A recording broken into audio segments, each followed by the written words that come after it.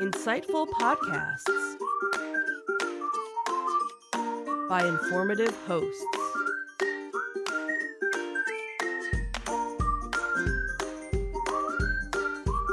Insights into Things, a podcast network.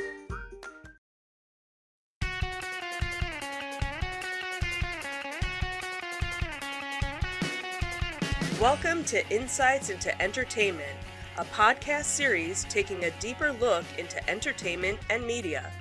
Your hosts, Joseph and Michelle Whalen, a husband and wife team of pop culture fanatics, are exploring all things from music and movies to television and fandom. Welcome to Insights into Entertainment. This is episode 106. What is thy bidding, my master? I'm your host, Joseph Whalen, and my beautiful and brilliant co-host, Michelle Whalen. Aw, thanks. How you doing today, sweetie? I'm doing okay. How are you? I'm doing awesome. So we got a lot of stuff to talk about today. We sure do. You're working extra hard on these notes. Well, thanks. I'm glad you noticed. I always notice. I just don't always give you credit for it. Oh, okay. Thanks. So in today's episode, in our Disney Detective, we're going to talk about what happened to the people who waited hours for Disneyland tickets. And Disneyland releases sneak peek photos of the Haunted Mansion ride changes. Not that we're going to see them anytime soon, but well, true. Then in our Tales from the Edge of the Galaxy, the man behind the mask of Darth Vader is putting his items up for auction. Well, he's not. He passed away. But His estate is putting his items up for auction. Mm-hmm. And Disney is finally settling a controversy with an iconic Star Wars writer, which it's good to see they're finally doing the right thing there. Right. In our entertainment news, Lizzo's drunk DM to Chris Evans turned out pretty great, actually. This was a cute one. Yeah. And Superman comics will no longer be published by DC. Dun, dun, dun. See, I was going to put in a Marvel story, and then I was like, nah, we'll give some love to DC. A little bit. Just a little. When they stop publishing Superman, then we give them some action. Exactly. Before we get into everything, though, I would suggest folks subscribe to the podcast. If you subscribe to Insights into Things, you can get the video versions of all of our shows. If you just want the audio versions of this podcast, you can look for Insights into Entertainment. You can find us on Google, Apple, Spotify, Stitcher, etc., pretty much anywhere you can get a podcast. Would also invite folks to give us your feedback. Tell us how we're doing. Tell us what you'd like to see, any differences, any changes. You can email us at comments@insightsintothings.com. You can get us on Twitter at insights_things. We're on Facebook at facebook.com/insightsintothingspodcast. We're also on Instagram at instagram.com/insightsintothings, where you can get links to all those or give us feedback directly through our website at www.insightsintothings.com. Ready? Sure. Here we go.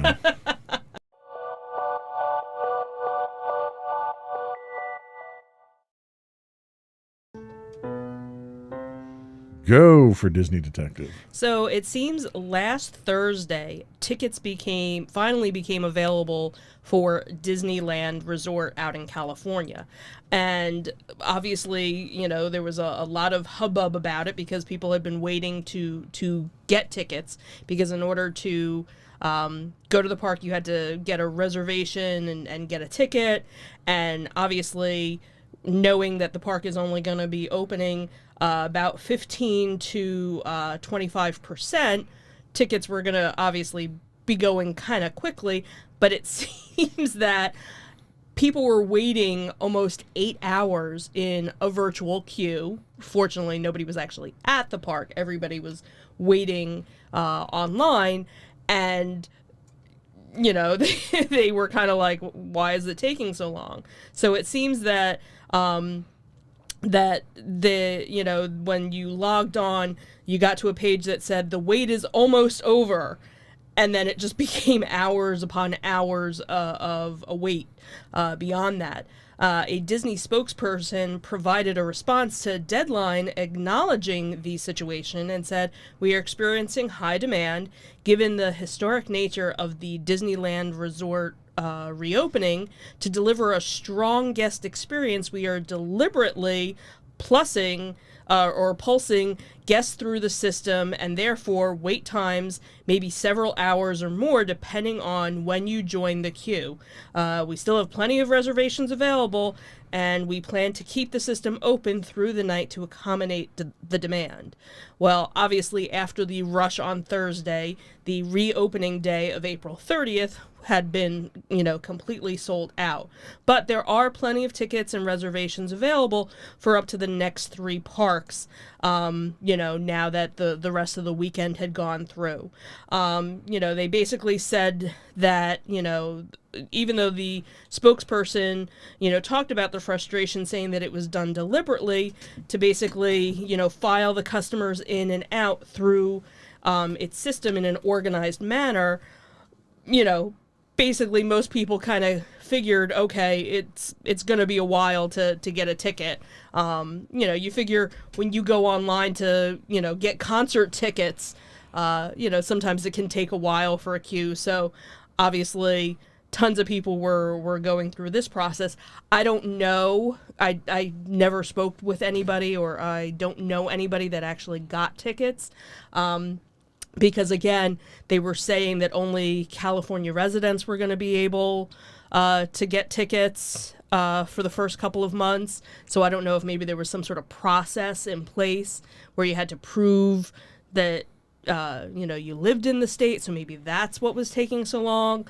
But obviously, if you wanted to wait and, hopefully you were waiting at home, on your computer and, doing other things while you were waiting for it to finally, go through, good for you if you got tickets. I'll wait. And this is typical Disney. Mm-hmm. It's a line, so it must be a good thing, right? Let's all wait in a line. Yeah, I wonder if they probably should have showed some movies or something. Which is what Disney does, is they take.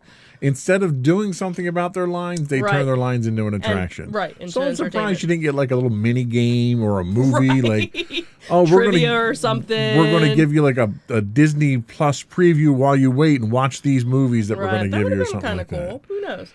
Yeah. But it's kind of funny to find out that it was deliberate that they were doing it. Right. It wasn't just we had more people than expect. Because that's what you kind of were expecting, maybe their system just couldn't handle it. No, we intentionally because you figure after the launch of Disney Plus and they couldn't handle the subscriber rate, you kind of figure they've got a track record of underplanning for these things. Yeah. So, glad we didn't wait for that one. Exactly. So, tell us about the Haunted Mansion ride changes. So Disneyland, with, obviously the park being shut down for over a year, they took advantage of this time and, did some renovations. Some of them were planned before the actual shutdown, and some of them, obviously, they ended up finding the time, with nobody being in the park. Last week, Disney Parks had actually released a video showing some of the changes that have been made to the Haunted Mansion. Before the actual shutdown in March, the Haunted Mansion was actually already shut down because, again, a lot of these were already planned rehabs, so they took the time to kind of finish up them and also change a little bit more. So in the video, they show that when you're going to be walking up to the mansion and you're going through the queue, there's some new landscaping with some new tombstones of dearly departed pets. Pests. You're such a pest. And then as you're walking through the entrance, that they have a freshly cobwebbed curtain area with some new rugs and some new wallpaper. But one of the biggest changes is kind of a callback for longtime fans, and it's the return of the April to December portrait. The painting, which depicts a very pretty young woman suddenly aging into a cartoonish hag, was one of the original enhanced portraits that was hanging in the hallway that connects the elevator to the ride vehicles. She was actually removed in 2005, 2005, because her special effects didn't really interface well with the digital technology that Disneyland was using on more modern portraits. But now she's back and she has some new effects. So you'll have to be more eagle-eyed as you walk through, because she's actually kind of off on her own where all the other portraits are together. So they kind of gave her a place of honor as you're walking through to get to the Doom Buggy area. And another thing that was kind of cool was the video that was released by Disney also teased with a new one-eyed cat statue. And although the placement wasn't revealed, you don't know where the cat is, its eye turns into a laser beam. Cats with freaking laser beams. Cats with freaking laser beams. So, and the video also seemed to indicate that there were more changes in the bride's room and in the graveyard scene. So all in all, it sounds like, the ride got some TLC that it needed, and that there's going to be, some other little hidden gems that we'll probably hear about once the park opens and, different people, YouTube, Disney people, start posting them and talking about them. So as a dedicated, fanatical fan of the Haunted Mansion. Who, me? How do you feel about when they do changes like this? I like them. I like when they kind of go in and do the enhancements and kind of, tweak things and add new things. The Hatbox Ghost, that's one that for years Haunted Mansion fans wanted, to come back, and to see it finally return was like, yay! So you're not some Disney purist where the ride is what Walt envisioned it and it shouldn't change. Well, and that's the thing is and I hope they never completely change it. I hope there's always aspects, and I like how they're also bringing back some of the original aspects, because if you look at what, we've talked about this, many times before with other Haunted Mansion articles, if you look at what the original concept of the ride was, there's so much that they never used. Right. They kind of took this and this. So technically, like every 50 years, they could redo the ride with all, make it almost all new just from the original ideas. Sure. So I'm okay with, with you making the enhancements and stuff. One of the things that with Disneyland, they also redid Snow White's adventure. They took out like all the scariness, that was part of it. So a lot of people are all kind of pissed off, at Disney for completely changing, right. that. So I don't think, and I think the Haunted Mansion is one of those rides where I don't think they'll ever completely wipe it and do something different. But for them to go in and, enhance the technologies, because, some of the technologies are still the original. Yeah, the Pepper's Ghost. For the Pepper's Ghost. But how do you room. redo Pepper's Ghost? Like, Pepper's Ghost has been around for hundreds of years. They've never really been able to. Well, you could do holograms. You do holograms, right? So I could see them doing that, like changing it up to do that. But as long as they kind of keep it.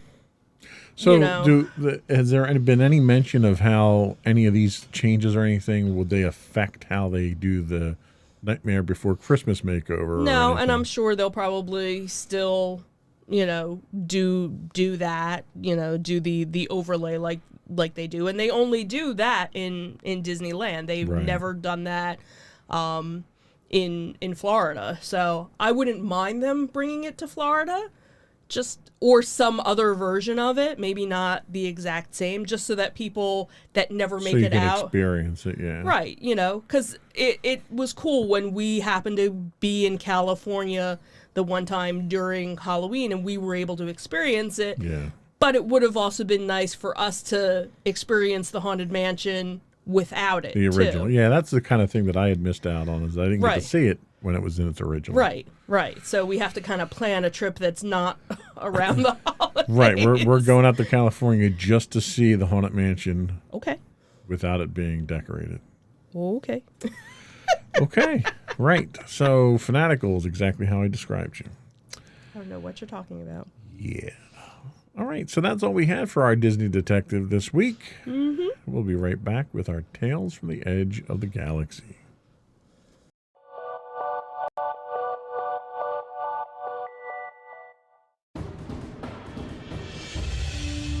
For over 7 years, the Second Sith Empire has been the premier community guild in the online game Star Wars: The Old Republic.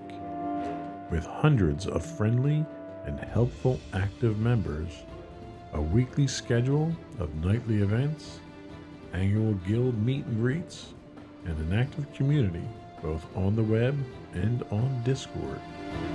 The Second Sith Empire is more than your typical gaming group. We're family.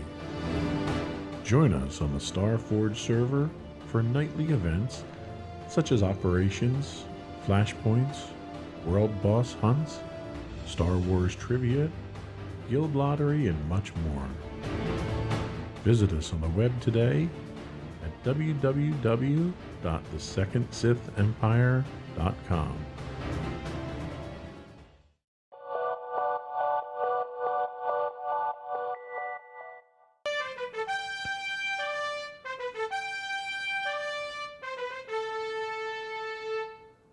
Pew, pew, pew, pew. Go for Tales from the Edge of the Galaxy. And I wasn't even going to do it, but you waited, so all right. So last week we had talked about all the Hasbro toys that were going to be coming out, where none of them were anything that you were going to want. And then, of course, the story that comes out early this week is something where you're going to want like almost everything. So I like how we go yin and yang, from this. So on Monday, an article came out, and I had actually heard about it on the radio, on the morning radio show that I listen to while I'm working. So, of course, I had to quickly look it up online to find it and see what it was. And it seems that there is, they're going to be doing an auction of all of David Prouse's Star Wars collectibles that he's collected over the years. So it seems that there's various different lots that they have. So it looks like it's more than 700 of his possessions. And obviously, if you don't know, David Prouse was the actor who physically played Darth Vader in the movies. They didn't use his speaking voice, obviously. James Earl Jones. We know that whole thing. Dude, spoilers. If you haven't found that out yet, hate to tell you, So they'll obviously be auctioning off, some of his stuff from the original Star Wars trilogy, and they're doing the auction in his home city, and that's because he passed away at 85 last year. Included is his Empire Strikes Back script, which has key lines that were removed to keep Vader's relationship with Luke Skywalker a secret. Spoilers. I am your father. Right. A piece of the Millennium Falcon's cockpit and a Vader mask that Prouse is to believe to have used for appearances at conventions and events. So approximately, the collection will be sold on May the 4th, which is a nod to the franchise's famous line, "May the Force be with you." Auctioneer Andrew Stowe had said when he was rummaging through the boxes in his house, every now and then he'd come across an item, something that was special, and it would just, send his brain racing. He said, in one box I'd find his Empire Strikes Back script. In another, I found the actual piece of the Millennium Falcon. And then a little deeper down, I found a letter from Peter Cushing. The Empire Strikes Back script is expected to sell for thousands. He said, my spine tingled when I first saw the script. But the line revealing Vader was Luke's relation was not even featured in the script. He said the reveal, perhaps the most recognized comment in cinema history, was kept a big secret from most of the cast, as Prouse's lines would be overdubbed by, again, James Earl Jones. Prouse, wasn't privy to the secret, so instead was giving alternate dialogue, which is considerably less dramatic, but, that, of course, still makes it a unique part of history. And what's nice is that a percentage of the proceeds of the auction will go to Alzheimer's research in the UK. Yes, Prouse's line was, Obi-Wan never told you what happened to your father. He told me enough. He told me you killed him. No, Obi-Wan killed your father is what Prouse's original line was. And that's what's in the script. Right.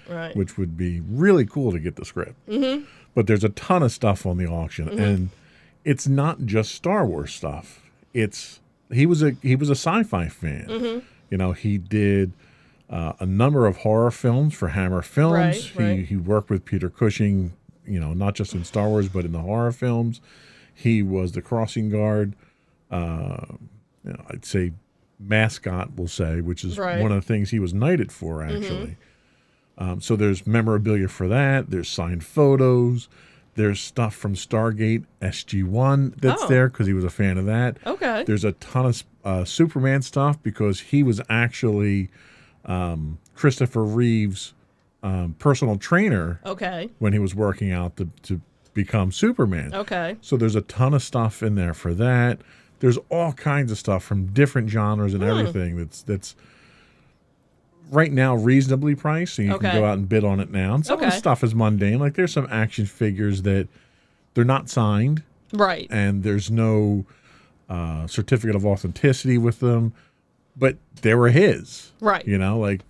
How much more cool could it be to get a Darth Vader figure that was owned by Darth Vader? Right.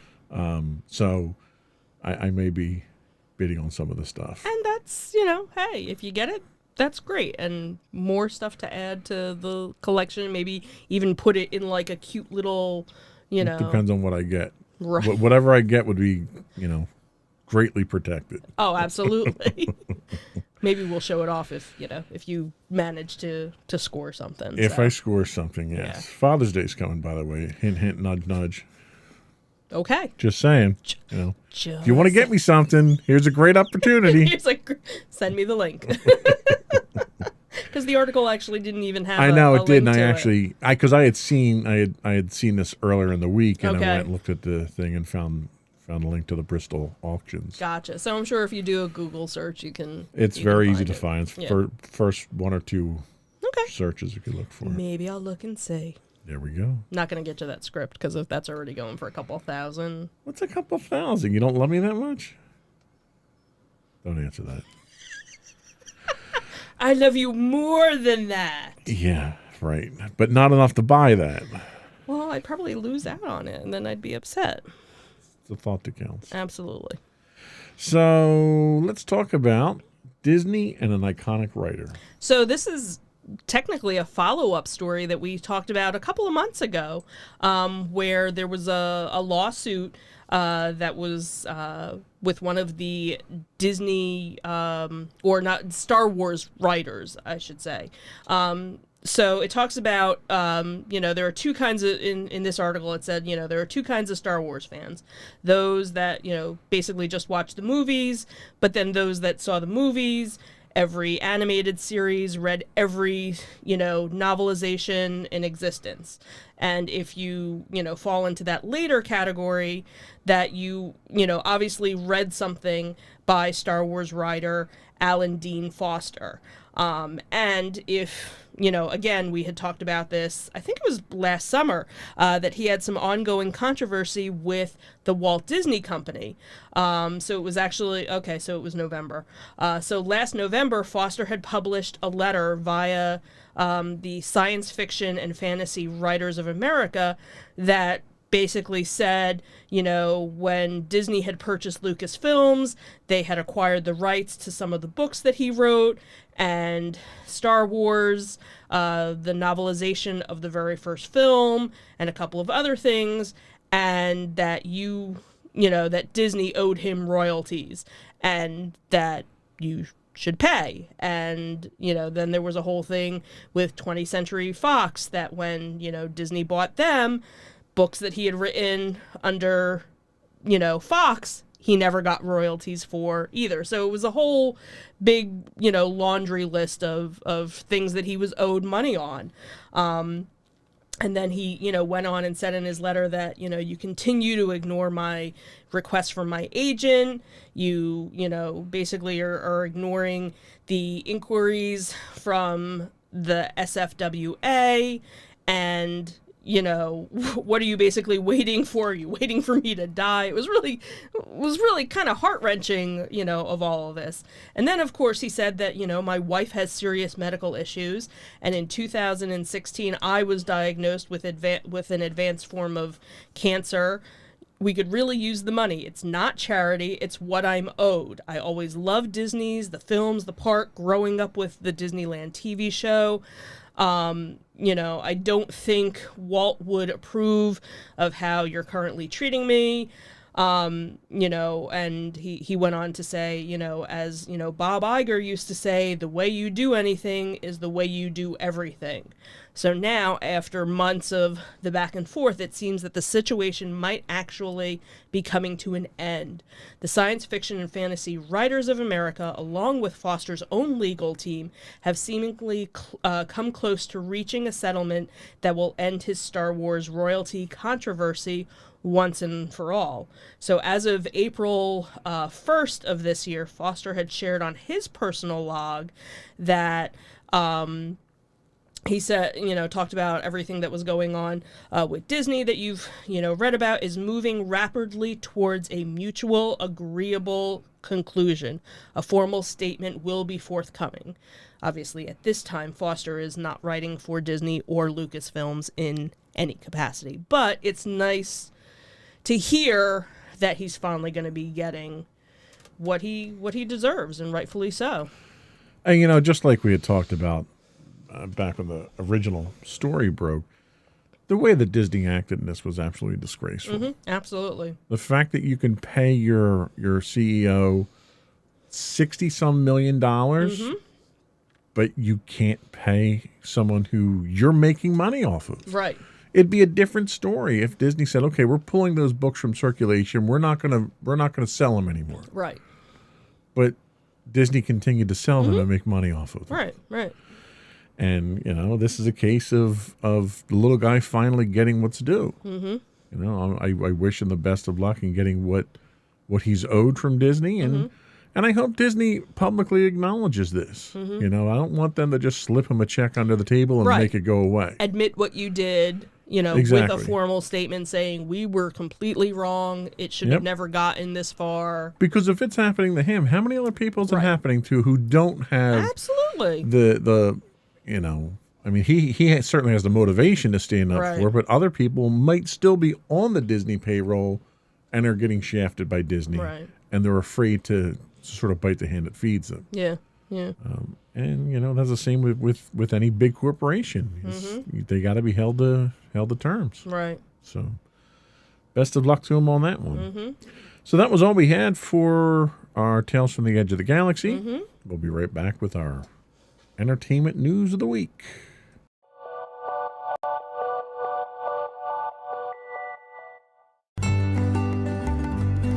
Insights into Teens, a podcast series exploring the issues and challenges of today's youth. Talking to real teens about real teen problems. Explore issues from braces to puberty, social anxiety to financial responsibility. Each week, we talk about the topics concerning today's youth. We look at how the issues affect teens, how to cope with these issues, and how parents, friends, and loved ones can help teens handle these challenges. Check out our video episodes on youtube.com/insightsintothings. Catch our audio versions on podcast.insightsintoteens.com or on the web at insightsintothings.com.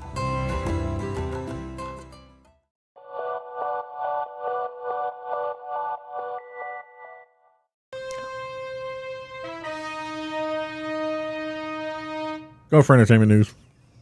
Dum dum dum dum dum dum. What was funny, as soon as I heard it, I was like, that's not the right song. Oh yeah, that is the right song. So this was a cute little crush story that popped up, and I kind of thought we would put it in. So it seems that Lizzo sent some drunk DMs to Chris Evans that kind of turned out, pretty great. So on Saturday, the hitmaker had posted a relatable TikTok video revealing a direct Instagram message that she sent to the Captain America actor and captioned it, don't drink and DM kids. And a day later, the plot thickened when Evans had actually responded. So Lizzo's initial TikTok included a screenshot of the direct message that stated, that started it all with no words but just 3 emojis: a gust of wind, a woman playing basketball, and a basketball. So fans immediately deciphered the emoji sequence as meaning to that she was shooting her shot with a potential relationship with Evans. So while presenting the screen-grabbed evidence, Lizzo is, lip syncing to another audio from another TikTok creator, basically saying, the reason I'm upset about this one is because I know I'm not gonna be able to marry him, and honestly it hurts me to the core because damn, he's a rare breed, no comparing. So of course, now fast forward to Sunday when Lizzo updated her TikTok saga with a screenshot of his response. And he basically said, no shame in a drunk DM, he replied, along with a wink kiss emoji. God knows I've done worse on this app, LOL.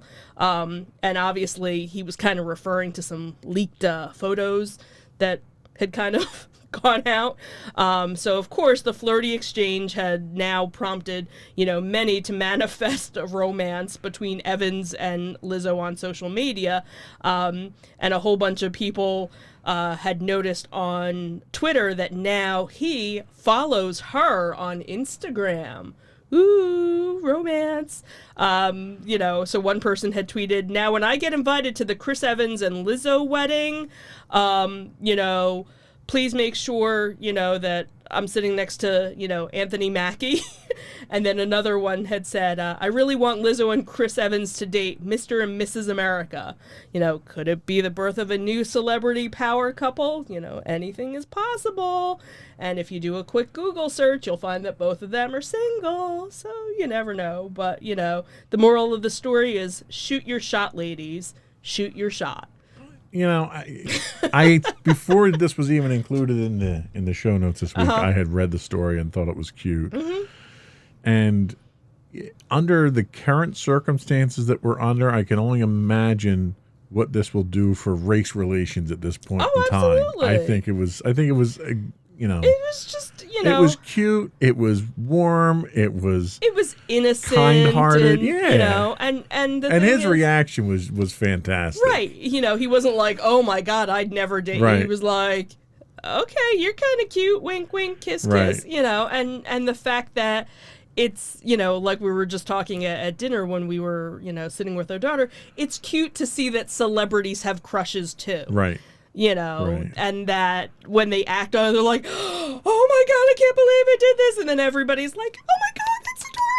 Yeah. They gotta go out sometime or have a Zoom date or something. It was a very cute story. Yeah. A not so cute story, though, is about Superman. Superman's getting the axe. What's going on with Superman? Superman will no longer be published by DC. He's just kind of getting replaced. So Superman will always be a cornerstone character in DC Comics. Excuse me. But the character has gone through a number of, different changes and titles over the many decades.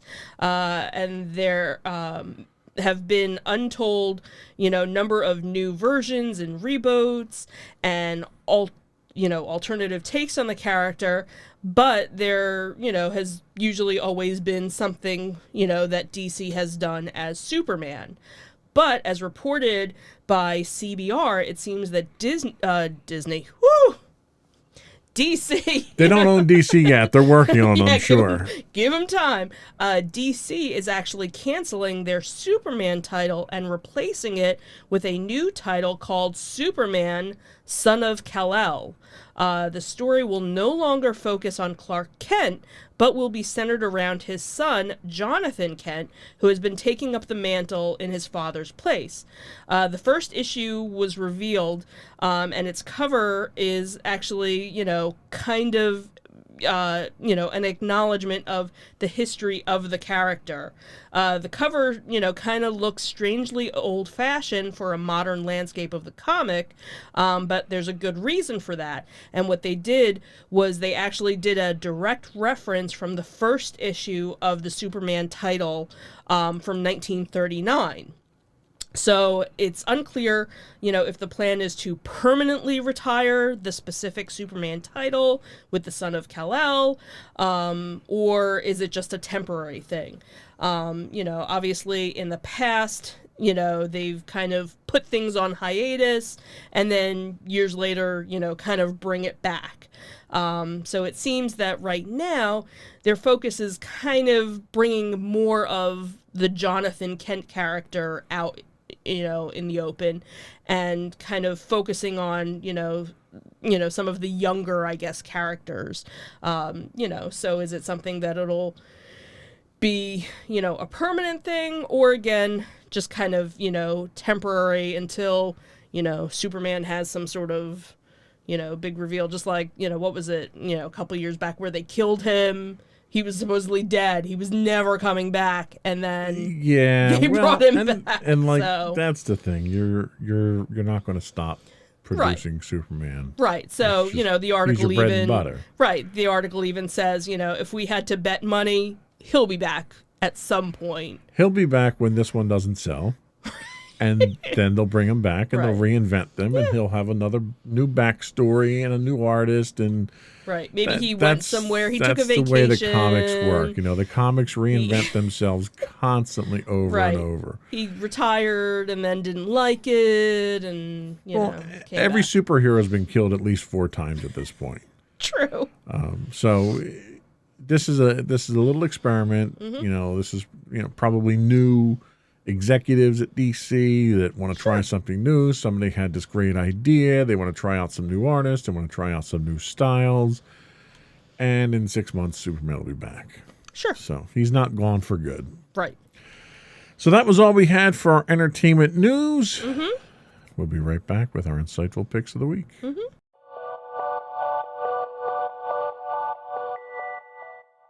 Go for your insightful pick. So my insightful pick is a show that is on Disney Plus, and it's kind of a young adult show. Obviously, as we've mentioned numerous times, our daughter, she and I do TV time at the end of the evening. So we're always looking for things to watch. We went through every Disney movie. Now we're kind of looking at some of the series.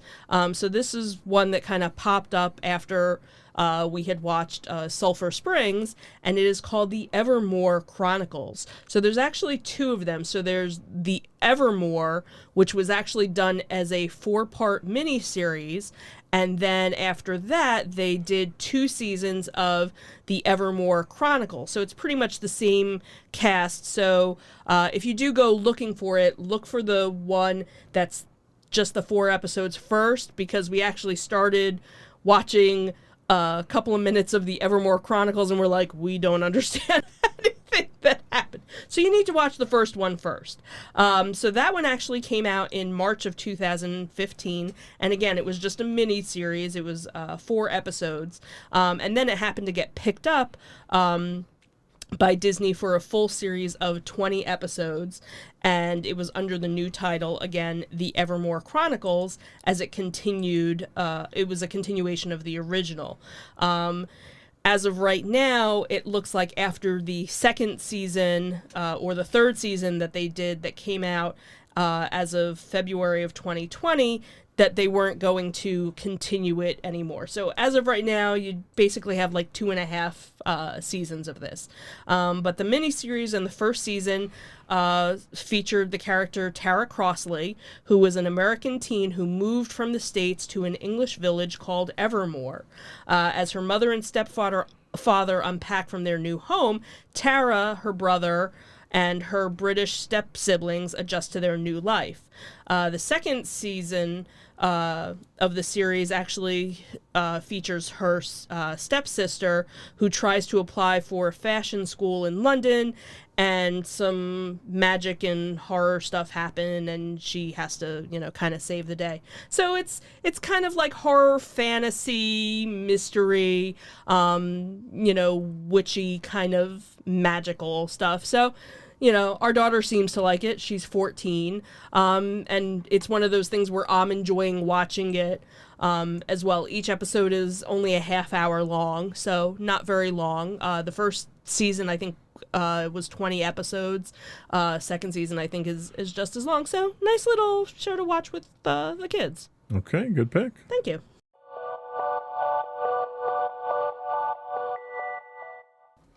So my pick this week is one that I've been very hesitant to pick, and I'll tell you why in a minute. Following the events, my pick is, by the way, it's the Falcon and Winter Soldier on I would have Disney+. never guessed that. Yeah.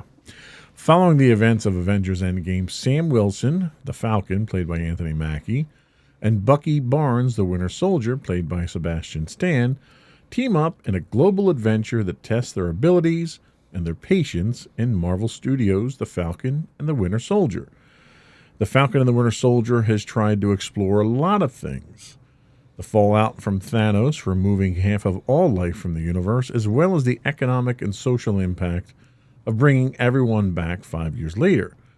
The U.S. government's history of institutional racism and how little things have changed over the years, and the smaller stakes stories of Bucky Barnes and Sam Wilson trying to find a new place in the world after temporarily giving their lives to save it. The series is primarily focused on a guy who hasn't physically appeared in the show, Steve Rogers, the real Captain America, whose abilities and achievements are so legendary they cast a star-spangled shadow over everyone and everything. This is a show that seems obsessed with Captain America's legacy, with unpacking what he means to this world and what his loss means to the future of the Marvel Cinematic Universe. But this season seems so confused by what Captain America's legacy even is. Is it the superhero name, quote, Captain America, which the U.S. government bestows on some other guy as if it's a title they can pass around like a championship wrestling title? Is it the vibranium shield, the responsibility of which was so great for Sam Wilson that he chose to put it in a museum rather than risk failing to live up to what it represents? Or is it the super soldier serum, which could and seemingly does create an army of invincible terrorists if put in the wrong hands? It's none of these things, really.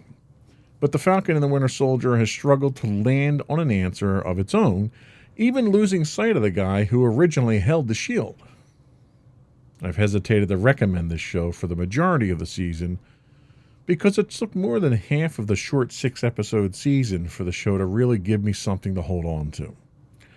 Up until episode 4, the series was a throwaway series with little impact on the MCU, not much character development of the key players, and very little in the way of emotional investment in anything going on with the series. Still, eagerly anticipating episode 6, I'm not really sure how I feel about the show. Part of me wants to watch it because it's MCU and I like the characters. Part of me disinterested in the almost forced geopolitical aspects of the plot and the heavy emphasis on racial tensions in the MCU that have never been a plot point before. I'll stick it out. I'll watch the last episode to see where we end up. After sitting through 5 episodes already, that's the least I can do. But I feel no emotional attachment or investment whatsoever in this show. I haven't felt that way about an MCU project since the first 2 Thor movies. I can't help but feel they missed the mark on this one. But maybe episode 6 will redeem the series for me. We'll see tomorrow. That's it. Okay. Wow. Yeah, jury's still out on this one. I think it's worth watching, but it hasn't captured that magic for me. So, and who knows? Maybe they're going to have a second season that it gets better, and I don't know. As far as I know, this was only supposed to be 1 season. I can't see it leading into or feeding into any of the movies, which is another problem. Like WandaVision ended up, and you could literally walk into the new Doctor Strange movie from it. Right. I don't see them going that way. You just don't know where they're I don't like what they're things. doing with the characters. I don't like they tried to force these situations on you they outright tried to manipulate your feelings on so many different levels, and it was just so blatant. Where everything else in the MCU was done so seamlessly, so naturally. I don't know if it was the writing, the directing. I'm not sure, but I felt like they really wanted you to be invested in Sam and Bucky here, but they jammed it down your throat. And it's, why are we sitting through counseling sessions with the Winter Soldier? Right. Because he doesn't want to be an assassin anymore and he's trouble from being an assassin. Like, it didn't fit. They sit the 2 of them down in a session at one point in time. Right. And they literally forced them to sit so uncomfortably close to each other as if they're trying to generate some kind of emotional attachment visually, and it just feels so forced. The racial side of things. There's enough racial tension going on right now in the real world. Right. I don't need them jamming it down my throat in this series here.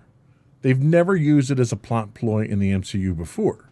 Well, and there was actually a couple of different videos that I saw of people that were talking about it, where it was one of those, it was always there, they never talked about it, this was the opportunity to kind of bring it to light. It's been in the comics. Right.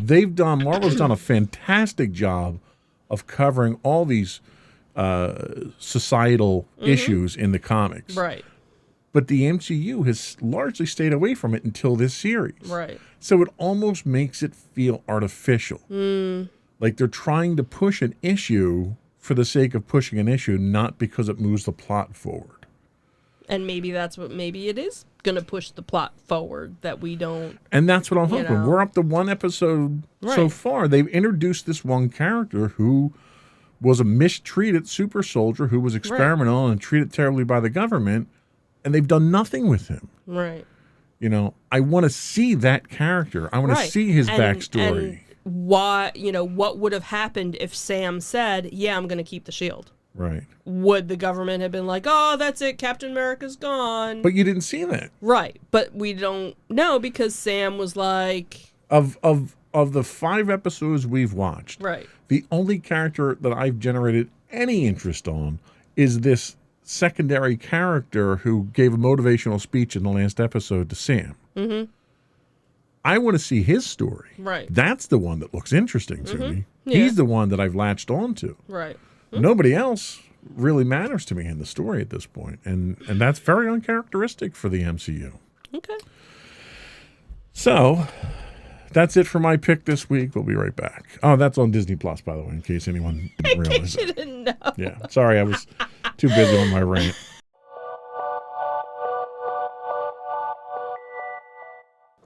So I think that's all we had this week. I think so. I didn't have anything else to rant about. We didn't have any afterthoughts to talk about. Nope, we're good. Before we go, I do want to remind people to subscribe to the podcast through your favorite podcatcher. You can get video versions of all of our podcasts listed under Insights into Things. You can get just the audio versions of this podcast listed as Insights into Entertainment. We're on Apple Podcasts, Spotify, Google, Stitcher, iHeartRadio, TuneIn, and Amazon. And I would also invite folks to reach out with your comments. Tell me what I should and shouldn't rant about. Tell me to just shut up and stop ranting. That works too. You can email us at comments@insightsintothings.com. You can find us on Twitter at insights_things. On Facebook, we're at facebook.com/insightsintothingspodcast. On Instagram at instagram.com/insightsintothings. Audio versions of our podcast can be found at podcast.insightsintoentertainment.com. You can find us on YouTube at youtube.com/insightsintothings. We stream 6 days a week on Twitch. If you are a member of Amazon Prime, you do get a free Twitch Prime subscription. We'd appreciate it if you threw it our way. We can be found at www.twitch.tv/insightsintothings. And links to all of our sites that we're on, links to message us, show notes, and everything can be found on our main website at insightsintothings.com. That's it. Another one in the books. Have a good week, everyone. Bye. Bye.